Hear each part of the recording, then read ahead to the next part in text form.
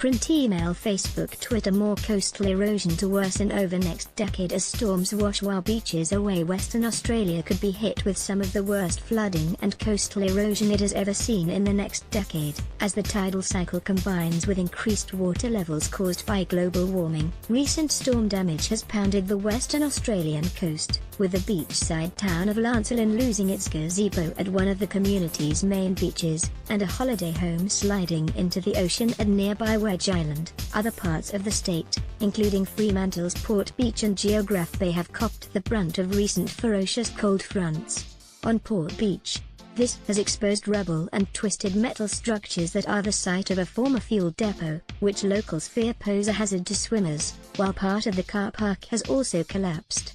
But UA professor and oceans expert Charita Patiarachi said this kind of devastation is just the beginning.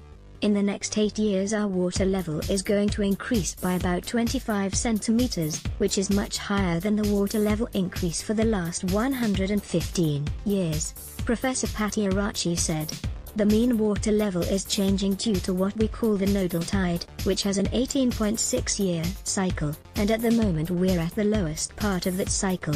Professor Patiarachi said climate change made this phenomena worse. Climate change happens in a very slow process. Every 20 years, you actually have an increase, he said. So every time we actually come into that 18.6-year cycle, the higher water levels would be higher than the previous. He warned a storm surge combined with a strong La Nina effect could see parts of Perth go under.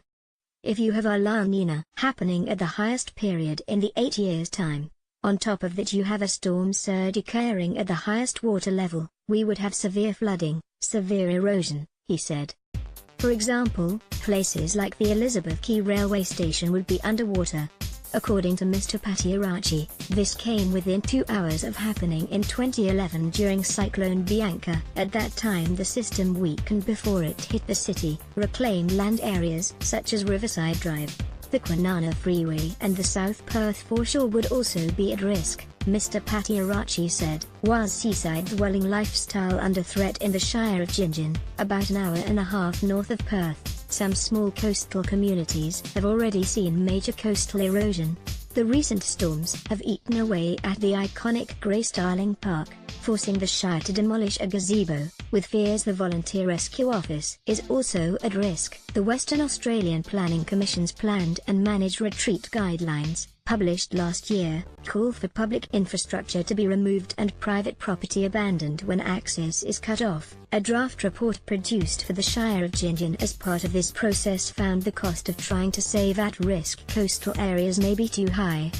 While it is natural that local communities would prefer to protect and preserve the current features of the coastal zone, the reality is that unless some new and innovative protection methods are developed, the costs of maintaining current features will likely become prohibitively expensive at some point in the future, given current sea level rise projections, the report said. Shire President Sam Collard said if the government's policy of managed retreat were to be applied, state or federal governments would have to foot the bill.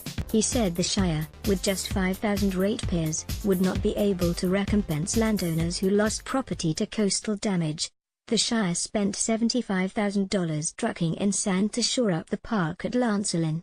2 weeks later, it was gone, washed into the ocean. Mr. Collard said while this method of shoring up the public beach would likely come up for debate at Wednesday's council meeting, there may be other, more workable options such as the seawall built in the town of Seabird. To prevent further losses, Seabird attracted $2 million in royalties for regions funding in 2015 after large swells washed away part of the road on the town's foreshore. But Mr. Collard said the threat of coastal erosion would not be enough to break off Western Australians' love affair with oceanside living. There's a little bit of a not in my lifetime sort of attitude, he said. People are prepared to do that, take the risk. I don't think people will stop coming at all. They're still building houses here, they're still building hotels, taverns, they'll continue to come, I'm sure of it. Print email Facebook Twitter more.